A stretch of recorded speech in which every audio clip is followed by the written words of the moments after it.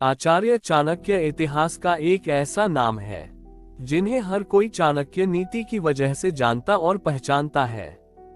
चाणक्य एक ऐसे व्यक्तित्व के स्वामी थे जिनकी नीतियों का आज भी लोग पालन करते हैं। आज हम आपको आचार्य चाणक्य के बारे में कुछ रोचक तथ्य के बारे में जानेंगे, जिनके बारे में शायद ही आपने कभी पहले सुना या पढ़ा होगा। अगर चैनल को सब्सक्राइब नहीं किया है तो चैनल को सब्सक्राइब करें और बेल आइकन को दबाएं।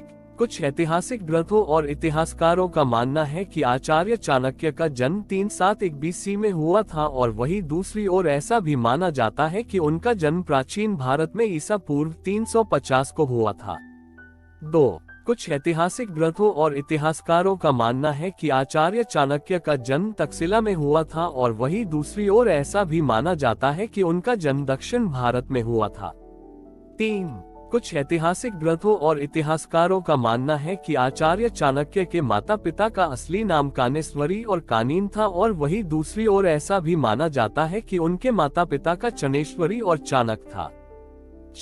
ऐतिहासिक ग्रंथों और इतिहासकारों का मानना है कि आचार्य चाणक्य का जन्म एक घोर निर्धन ब्राह्मण परिवार में हुआ था, जिसमें उनके पिता एक शिक्षक थे।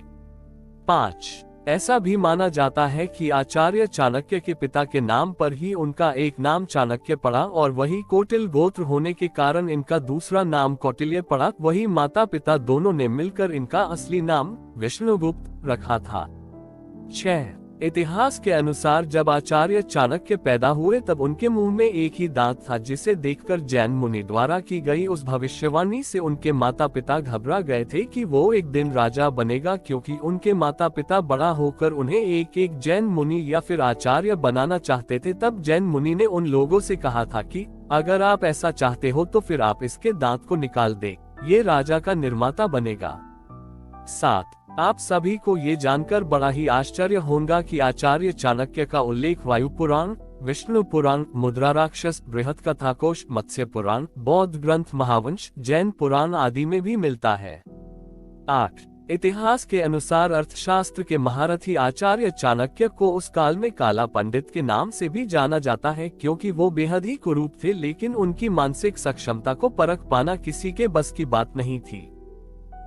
आचार्य चाणक्य दवा और खगोल विज्ञान के साथ साथ समुद्र शास्त्र का भी बहुत अच्छा ज्ञान रखते थे, जिसके कारण वह किसी व्यक्ति के चेहरे के भावों को देखकर अनुमान लगा सकते थे कि सामने वाला क्या सोच रहा है। इतिहास में आचार्य चाणक्य की मृत्यु को लेकर भी आज तक बहुत संशय बना हुआ है। उनकी मृत्यु से संबंधित दो धारणा आज भी प्रचलित है। पहली ये कि उन्होंने भोजन व पानी त्याग कर अपनी इच्छा से शरीर छोड़ा दिया था। वही दूसरी धारणा के अनुसार वो एक षड्यंत्र के शिकार हुए और उनकी मौत हुई।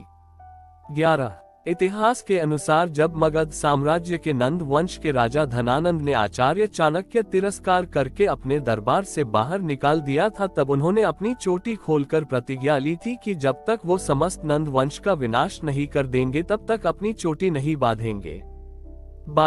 आचार्य चाणक्य ने अपनी प्रतिज्ञा को पूर्ण करने के लिए चंद्रगुप्त मौर्य को मात्र 12-13 वर्ष की आयु में ही उनके मामा से धन देकर खरीदा, और उसे कम उम्र में ही शासन करने और समाज कल्याण करने की शिक्षा प्रदान की। आगे चलकर इसी बालक ने उनकी प्रतिज्ञा पूर्ण करते हुए नंद साम्राज्य का विनाश किया और मौर्य साम्राज्य की नींव रखी।